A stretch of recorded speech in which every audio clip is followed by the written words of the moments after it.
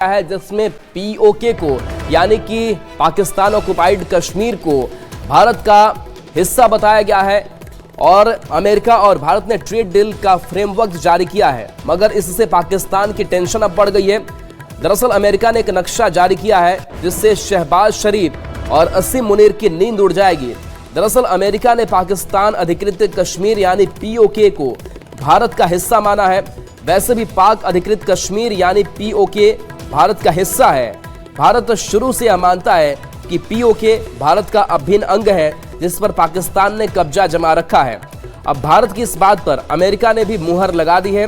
America ने नए अंतरिम ट्रेड एग्रीमेंट की जानकारी देते हुए जो नक्शा इस्तेमाल किया है वह साफ साफ बता रहा है कि पाकिस्तान का कब्जा अवैध है और पीओके भारत का ही हिस्सा है।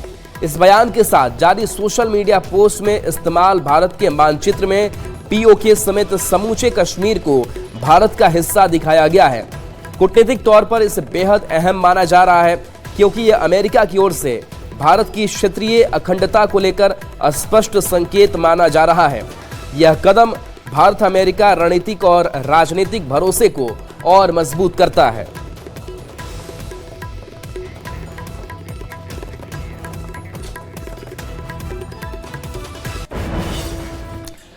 और देखिए, भारत अमेरिका के बीच जो ट्रेड डील हुआ है, इससे ट्रेड डील को लेकर के अब प्रधानमंत्री नरेंद्र मोदी ने एक पोस्ट साझा किया है और कहा है कि इस ट्रेड डील के बाद से मेक इन इंडिया को और मजबूती मिलेगी। पीएम मोदी ने लिखा है, हमने अपने दोनों महान देशों के बीच एक अंतरिम व्यापार समझौते के लिए फ्रेमवर्क पर सहमति बनाई है। मैं हमारे देशों के बीच मजबूत संबंधों के प्रति अपनी व्यक्तिगत प्रतिबद्धता के लिए राष्ट्रपति ट्रंप को धन्यवाद देता हूं। यह फ्रेमवर्क हमारी साझेदारी की बढ़ती गहराई, विश्वास और गतिशीलता को दर्शाता है। यह भारत के मेहनती किसानों, उद्यमियों, एमएसएमईज, स्टार्टअप इनोवेटर्स, मछुआरों और अन्य लोगों के लिए नए अवसर खोलकर मेक इन इंडिया को मजबूत करता है। यह महिलाओं और युवाओं के लिए बड़े पैमाने पर रोजगार पैदा करेगा। आगे प्रधानमंत्री ने लिखा है कि भारत और संयुक्त राज्य अमेरिका इनोवेशन को बढ़ावा देने के लिए प्रतिबद्ध हैं और यह फ्रेमवर्क हमारे बीच निवेश और प्रौद्योगिकी साझेदारी को और गहरा करेगा। यह फ्रेमवर्क लचीली और भरोसेमंद सप्लाई चेन को भी मजबूत करेगा और वैश्विक विकास में योगदान देगा।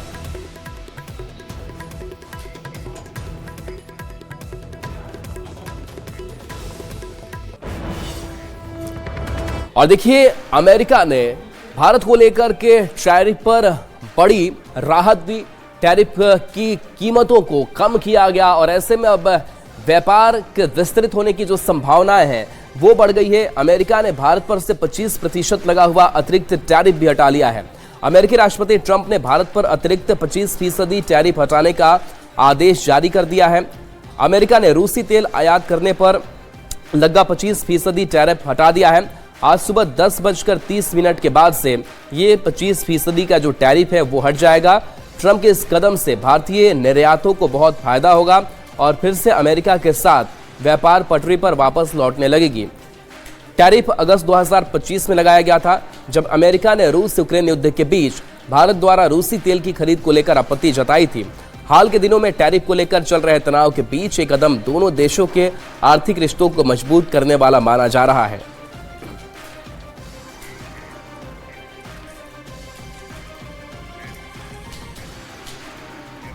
और इधर मंत्री पीयूष गोयल ने भी एक पोस्ट किया है और इस पोस्ट के जरिए उन्होंने बताया कि भारत और अमेरिका के बीच जो ट्रेड डील हुआ है उसका भारत के किसानों पर किस तरीके का असर होगा और कितना फायदा लोगों को पहुंचेगा। उन्होंने लिखा है कि भारत अमेरिका व्यापार समझौते में डेयरी, फल, सब्जियां, मसाले और अन्य अनाजों को संरक्षित किया गया है। इससे घरेलू किसानों के हितों की रक्षा होगी। इतने बड़े बाजार तक आसान पहुंच से स्थानीय कृषि मजबूत होगी और आत्मनिर्भर भारत की दिशा में यह एक और मजबूत कदम होगा।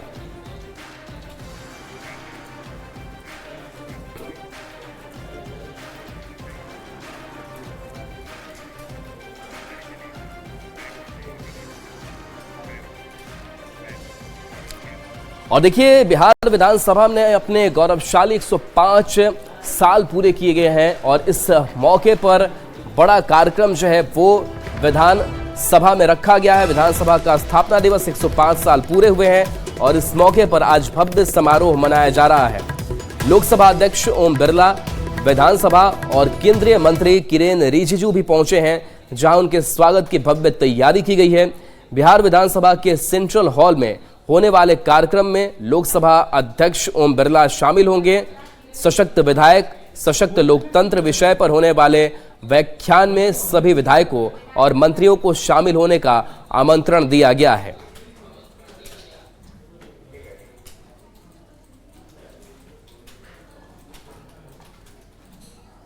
बिहार विधानसभा का इतना बड़ा कार्यक्रम है, नेशनल ई विधान डिजिटल का बहुत बड़ा आज बिहार असेंबली में देखने को मिलेंगे। तो बिहार वासियों के लिए और ख़ास करके बिहार विधानसभा के सदस्यों को मैं बधाई देना चाहता हूं कि उनका ई विधान का बहुत बड़ा कार्यक्रम शुरू होगा और पूरा डिजिटल हो जाएगा। बिहार का जितना विधायक है काम करने में बहुत मजबूती आएगा, क्योंकि उसके हाथ में पूरा का पूरा टेक्नोलॉजी का ताकत मिल जाएगा। ग्रामीण इलाकों में स्वरोजगार को बढ़ावा देने के लिए मुख्यमंत्री नीतीश कुमार लगातार पहल कर रहे हैं और ऐसे में खास करके दुग्ध उत्पादन के क्षेत्र में जो गांव के लोग हैं वह कैसे जुड़ सके, आधुनिक तौर तरीके उसमें इस्तेमाल किया जा सके।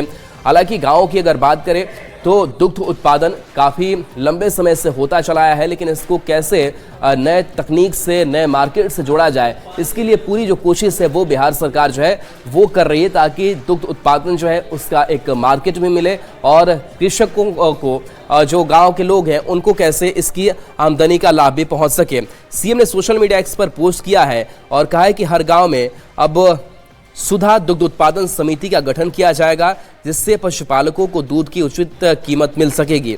साथ ही इससे गांव में डेयरी उद्योग को बढ़ावा मिलेगा।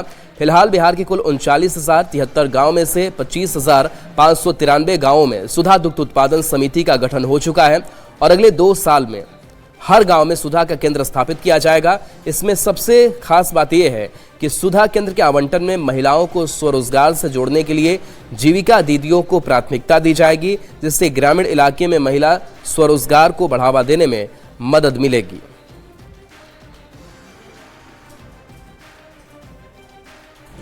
आधी रात का हाई वोल्टेज ड्रामा,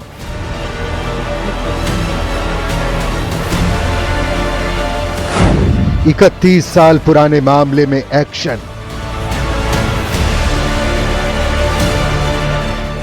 सांसद के घर 50 से ज्यादा पुलिस,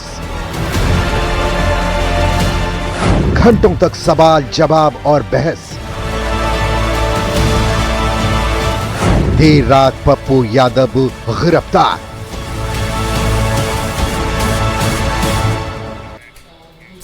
शुक्रवार की आधी रात और इस आधी रात में पुलिस पहुंचती है और पप्पू यादव की गिरफ्तारी होती है।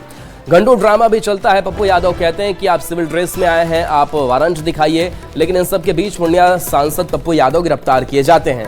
पुलिस अधिकारियों से पप्पू यादव की तीखी बहस हुई। वे रात को गिरफ्तारी नहीं देने की बात पर अड़े थे, लेकिन पुलिस भी अपने स्टैंड पर कायम रही और अंततः पुलिस ने पप्पू यादव को गिरफ्तार कर लिया और अब IGIMS में चेकअप के लिए ले गई। हालांकि अब उन्हें PMCH शिफ्ट कर दिया गया है। आज पप्पू यादव को कोर्ट में पेश किया जाएगा। अब सवाल है कि पप्पू यादव की गिरफ्तारी क्यों हुई और किस मामले में हुई। तो बता दें कि मामला 31 साल पुराना है। पटना के गर्दनी बाग में पप्पू यादव ने 1995 में एक मकान किराए पर लिया था। आरोप है कि उन्होंने इस मकान को व्यक्तिगत उपयोग के लिए लिया था, लेकिन पप्पू यादव ने इसमें सांसद कार्यालय खोल दिया, जिसको लेकर मकान मालिक ने थाने में शिकायत दर्ज कराई। अब पप्पू यादव पर धोखाधड़ी और जानकारी छिपाने का आरोप लगा है, जिसके बाद मामला MP MLA कोर्ट पहुंचा, लेकिन पप्पू यादव बार बार तारीख मिलने के बाद भी कोर्ट में पेश नहीं हो रहे थे। लिहाजा कोर्ट ने उनके खिलाफ वारंट जारी किया और कुर्की का भी आदेश दिया था। बीती रात पप्पू यादव जैसे ही दिल्ली से पटना स्थित अपने आवास पर पहुंचे, भारी संख्या में पुलिस उनके घर पहुंच गई और गिरफ्तार कर थाने ले जाने लगी। इसी दौरान काफी देर तक हाई वोल्टेज ड्रामा भी चलता रहा, जिसकी तस्वीर आप देख रहे हैं। यहां तक कि पप्पू यादव ने पुलिस वालों पर जान से मारने की साजिश का भी आरोप लगा दिया।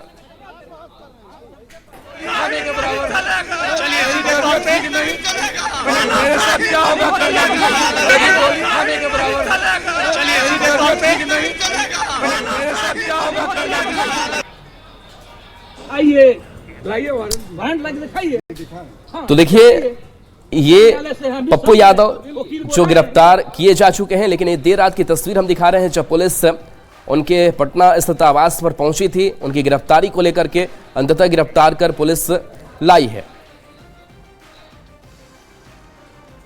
और बाकी जांच जब हो जाएगा तब बताया जाएगा। अभी तो हम कुछ अंदाज पर नहीं बोलना चाहिए, अंदाज पर नहीं बोलना है। अल्ट्रासाउंड हो रहा है, एक्सरे हो गया, अभी थोड़ा IV चला था फ्लूइड, और उसके बाद ये लोग जब बोल लेंगे देख लेंगे। डॉक्टर में सर्जरी के देख लिए हैं, अपना ओपिनियन दे दिए, मेडिसिन का दे रहे हैं, दे देंगे, उसके बाद हम करेंगे। पोजीशन क्या है? क्रिटिकल है या नहीं क्रिटिकल तो नहीं है। अब देखिए, पूर्णिया सांसद पप्पू यादव की गिरफ्तारी के बाद से कुछ राजनीतिक प्रतिक्रियाएं भी सामने आई है, सुनाते हैं।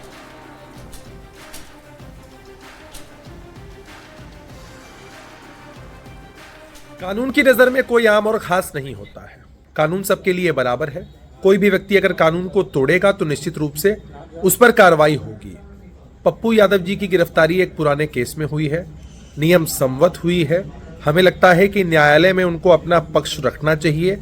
पॉलिटिकल नाटक नौटंकी अपनी जगह पर है। अगर उनका स्वास्थ्य खराब है तो निश्चित रूप से पुलिस और प्रशासन के लोग उनके स्वास्थ्य का भी ख्याल रखेंगे। लेकिन जिस तरह के मनगढ़ंत आरोप लगाए जा रहे हैं, साजिश की बात कही जा रही है, वो सब बेबुनियाद है। और कोर्ट का सम्मान करने वाले लोग हैं। पप्पू यादव जी को 31 साल पुराने मामले में, जो काफ़ी पुराने दिनों से लंबित था, उसमें गिरफ्तारी हुई है।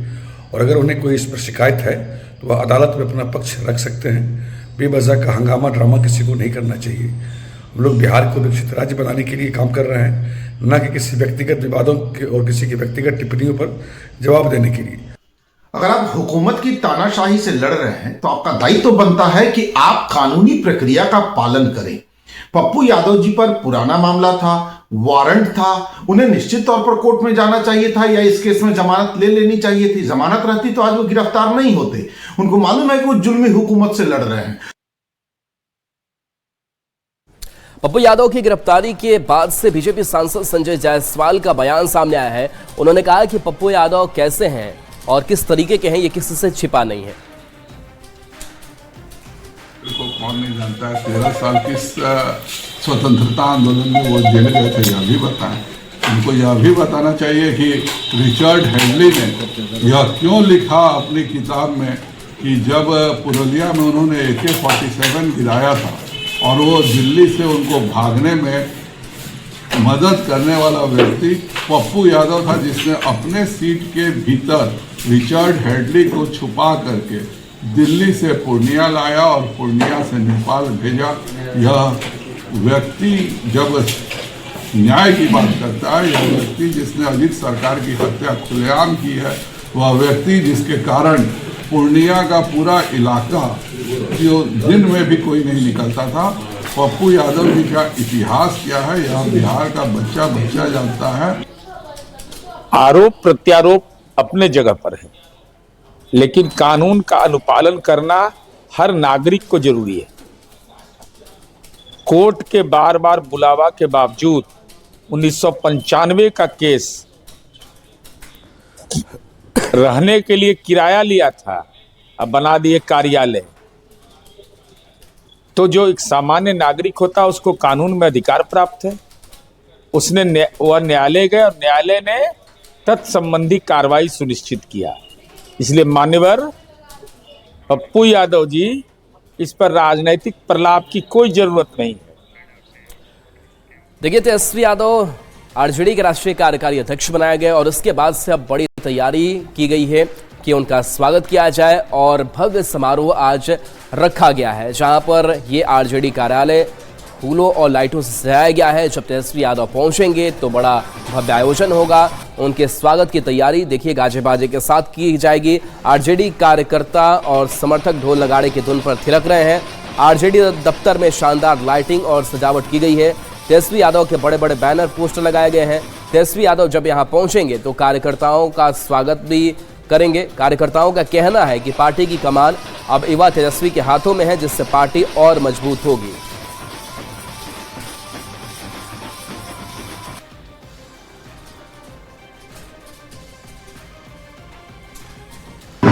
तेजस्वी यादव की स्वागत में आरजेडी कार्यालय में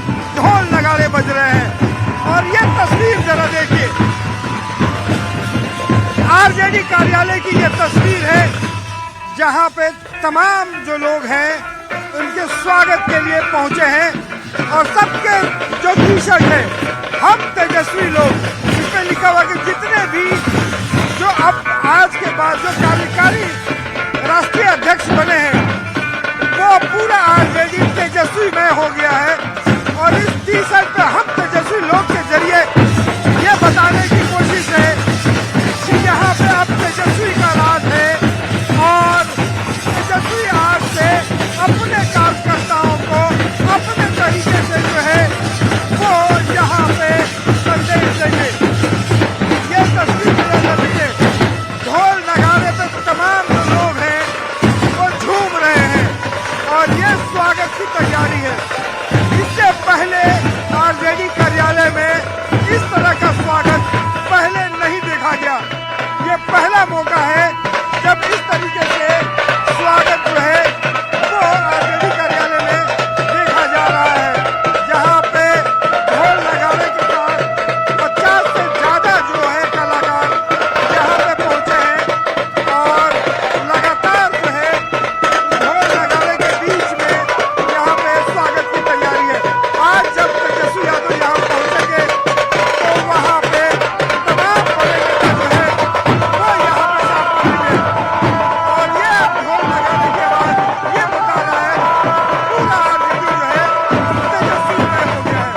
कैमरा पर्सन विनोद के साथ रमेश नारायण, न्यूज़ 18 पटना। और इस बीच हजारीबाग से बड़ी खबर है, जहां पर स्कूल वैन और बाइक की टक्कर हो गई। बताया जा रहा है कि बाइक सवार की मौत हो गई है। स्कूल वैन में बच्चे कुछ सवार थे, 7 से 9 बच्चे घायल बताए जा रहे हैं। 3 बच्चों की हालत गंभीर है। मैट्रिक परीक्षा देने ये बच्चे जा रहे थे। घायलों को अनुमंडलीय अस्पताल भेजा गया। थाना प्रभारी मौके पर पहुंचे। दुर्घटना के बाद इलाके में अफरा तफरी मच गई। बरही थाना क्षेत्र का यह मामला सामने आया है।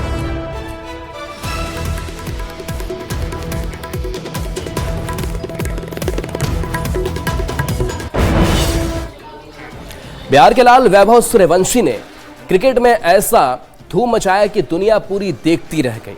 और किस तरीके से उन्होंने अपनी पारी खेली, क्या उपलब्धि उनके नाम रही, इस रिपोर्ट में देखते हैं। बिहार के लाल वैभव का कमाल, वैभव सूर्यवंशी का तूफानी शतक, अंडर 19 वर्ल्ड कप में ऐतिहासिक पारी।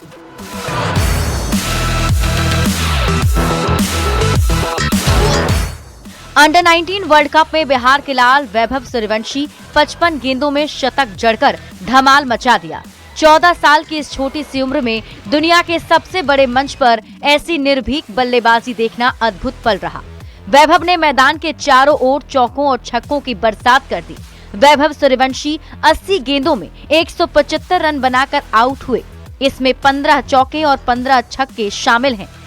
वंडर बॉय बिहार के लाल वैभव सूर्यवंशी ने दक्षिण अफ्रीका में खेले जा रहे अंडर 19 वर्ल्ड कप के फाइनल मुकाबले में वो कर दिखाया जिसकी कल्पना करना भी मुश्किल है। फाइनल मुकाबले में उनकी ये पारी इतिहास की सबसे महान पारियों में गिनी जाएगी। वैभव की इस शानदार पारी के बाद परिवार में खुशी का माहौल है। उनके पिता संजीव सूर्यवंशी हमारे साथ हैं, इनसे जानना चाहिए कैसा आज प्रदर्शन रहा वैभव? जी बहुत अच्छा रहा प्रदर्शन। भारत के अंडर 19 के सारे बच्चों ने अच्छा खेला, पूरे टूर्नामेंट में अच्छा खेला। और आज फाइनल का स्टेज फाइनल था, तो इसमें वैभव ने जो बैटिंग किया वो समझिए कि बहुत अच्छा मन। आज फिर बहुत ही अच्छा क्षण हम लोगों को महसूस हो रहा है। मेरे नाती वैभव सूर्यवंशी ने अंडर 19 वर्ल्ड कप में शानदार बल्लेबाजी का प्रदर्शन जारी रखा है। उसने एक से बढ़कर एक चौके छक्के मारते हुए पूरे देश का नाम रोशन किया है। घर परिवार सहित पूरे ननिहाल में खुशी का माहौल व्याप्त है। वैभव सूर्यवंशी की शानदार पारी पर सीएम नीतीश भी गदगद हैं। सीएम नीतीश ने लिखा, वैभव अपनी प्रतिभा और मेहनत के बलबूते भारतीय क्रिकेट की नई उम्मीद बन गए हैं। वैभव के घर समस्तीपुर में भी जश्न का माहौल है। समस्तीपुर की ये तस्वीर देखिए, जो यहाँ पर तमाम ये बच्चे हैं जो यहाँ पे होली मना रहे हैं। और ये तस्वीर देखिए, और यहाँ पे इनके कोच भी मौजूद है जो खुद मैच के नजर मोबाइल के माध्यम से बता। बहुत अच्छा बात है कि वैभव आज फाइनल में बड़ा स्टेज पे आज सेंचुरी नहीं 179 रन मार के खेल रहा था, अभी आउट हो गया है।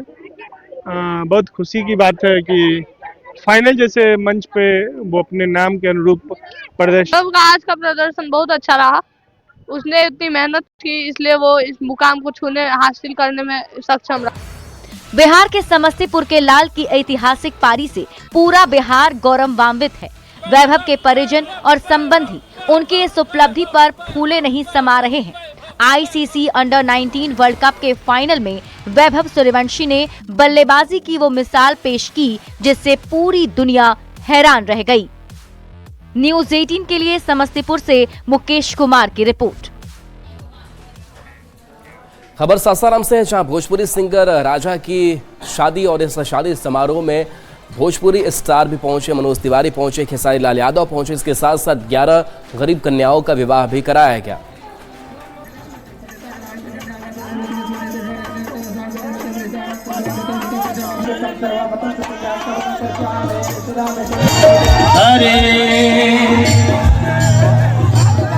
धरती के कण कण के, धरती के कण कण के दिल से आभारी है, हम बिहारी हैं, थोड़े संस्कारी हैं, हम बिहारी हैं, थोड़े संस्कारी हैं।